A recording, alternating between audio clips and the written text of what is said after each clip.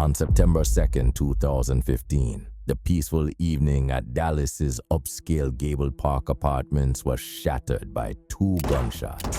At 7:42 p.m., what appeared to be a simple robbery would unravel into one of the most chilling cases of obsession and murder for hire that Dallas had ever seen. Welcome to the Yardie Detective. I am your host, Winford, and I will be taking you through this case today. Make sure you watch the full video, as this is a real eye-opener, and missing any of the details can completely change your opinion on the outcome. Also, my videos are never to glorify or bring pain to the family or friends of anyone involved. They are solely to bring awareness of the cases and encourage you all to be careful out there in the real world. These types of things are happening more and more each day, so knowing about them and being prepared can potentially help you one day. The victim was 35-year-old Kendra Hatcher, a beloved pediatric dentist known for her radiant smile and dedication to helping others. Her body was discovered by resident Hashem Saad, who immediately called 911. But by then, her killer had already fled in a black Jeep Cherokee, leaving behind far more questions than answers. Dallas's Gable Park Apartments represented luxury living at its finest, with its landscape saltwater pool, fitness studio, and gourmet coffee bar. It was the kind of place where residents felt safe. The parking garage had security measures in place, making the brutal execution-style killing even more shocking. Kendra's story began far from Dallas, in Pleasant Plains, Illinois. Born on February 3, 1980, to Reagan Hatcher and Bonnie Gibson Jameson, she grew up in a loving family with 3 sisters and a brother. Despite her parents' divorce and her mother's remarriage to Bruce Jameson, Kendra maintained strong family bonds that would shape her caring nature. Her passion for helping others led her to dentistry, where she found her true calling, working with underprivileged children. After her own divorce in 2010, Kendra moved to Dallas, seeking a fresh start. At Smile Zone Dental, she quickly became known for her gentle touch with nervous patients and her commitment to providing free dental care to those who couldn't afford it. In May 2015, Kendra's life seemed complete when she met Dr. Ricardo Paniagua through a dating app. Ricardo, a dermatology resident at the University of Texas Southwestern Medical Center, shared her values and dreams. Within months, they were discussing marriage and a future together, but their happiness had attracted a dangerous observer. Brenda Delgado, Ricardo's ex-girlfriend, couldn't accept their relationship. A dental hygiene student at Baylor College of Dentistry, Delgado appeared normal on the surface, but beneath that facade lurked an obsession that would turn deadly. She created fake social media profiles to track the couple, drove by places they frequented, and began plotting her revenge. What particularly enraged Delgado was discovering that Ricardo had taken Kendra to meet his family in Mexico, something he had never done during their relationship. She began spreading lies to friends, claiming Ricardo had promised to marry her and that Kendra had stolen him away. But simple jealousy would soon evolve into something far more sinister. Delgado's plan was methodical. She recruited Crystal Cortez, a 23-year-old single mother, promising her $500 to act as a getaway driver.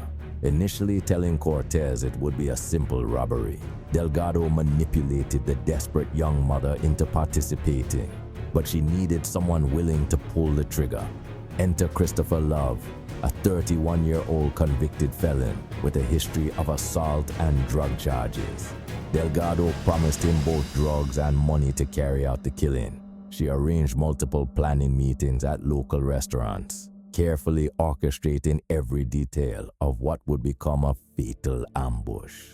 The night of the murder, surveillance cameras captured the black Jeep Cherokee entering the parking garage at 7:42 p.m.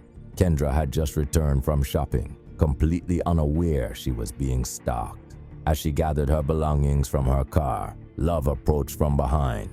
2 shots rang out, one to her back, another to her head. The execution-style killing was quick and calculated. Though staged to look like a robbery, Kendra's designer watch and jewelry remained untouched. Only her purse was missing, a detail that would later expose the killer's amateur attempt at misdirection. Shell casings from a .40 caliber weapon lay near her body, providing crucial evidence for investigators. The breakthrough in the case came when parking garage footage revealed the Jeep's license plate. This led investigators to Crystal Cortez, who quickly cracked under questioning. She revealed Delgado's elaborate plot, including the multiple planning meetings and payment arrangements. Digital evidence proved devastating. Investigators uncovered hundreds of searches on Delgado's devices about Kendra and Ricardo's relationship. Text messages between the conspirators discussed payment and planning details. Most damning was Delgado's attempt to establish an alibi. She had carefully arranged to be at a friend's house during the murder, but cell phone records placed her in constant communication with both Cortez and Love throughout the day of the killing. The trial began in October 2018, with prosecutor Kevin Brooks methodically presenting a mountain of evidence.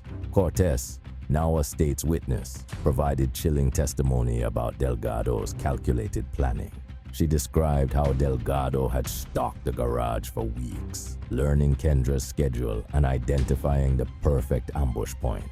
Financial records revealed Delgado had withdrawn thousands of dollars in the weeks before the murder. Money that prosecutors proved was used to pay Love. Former friends testified about Delgado's increasing obsession, recounting disturbing statements like, "If I can't have him, no one can," made just weeks before the murder.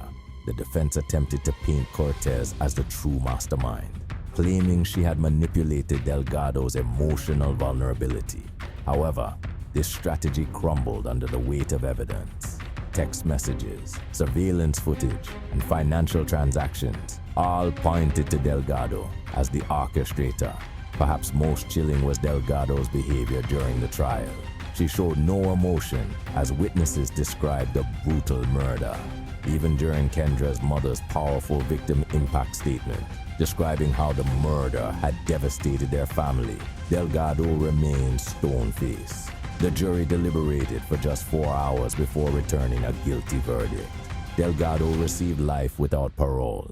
Love, as the trigger man, received the death penalty.